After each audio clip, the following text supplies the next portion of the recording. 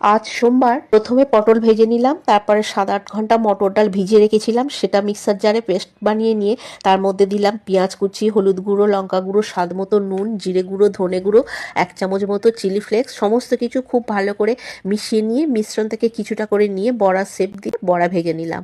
তেলের মধ্যে 2টো বড় সাইজের পেঁয়াজ দিলাম আর 5-6টা কাঁচা লঙ্কা কুচি দিলাম, খুব ভালো করে ভেজে নিয়ে তুলে রেখে দিলাম। প্রেসার কুকারে আলু ঝিঙে সিদ্ধ করে নিয়েছি, আলু হাতের সাহায্যে ম্যাশ করে নিয়ে স্বাদ মতো নুন আর সর্ষের তেল দিলাম আর আগে থেকে যে পেঁয়াজ লঙ্কা ভেজে রেখেছিলাম সেখান থেকে কিছুটা করে নিয়ে ভালো করে আলুর ভর্তাটা বানিয়ে নিলাম।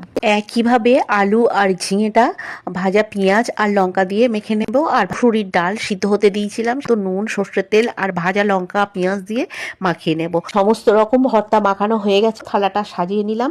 প্রথমে পটল ভাজা, ঝিঙে আলু ভর্তা, ডাল ভর্তা, ডালের বড়া, কাঁচা লঙ্কা আর 1 বাটি টক দই দিয়ে দিলাম। থালা সাজিয়ে ছেলেকে খেতে দিলাম। আজ এই পর্যন্ত। সবাইকে শুভ দুপুর।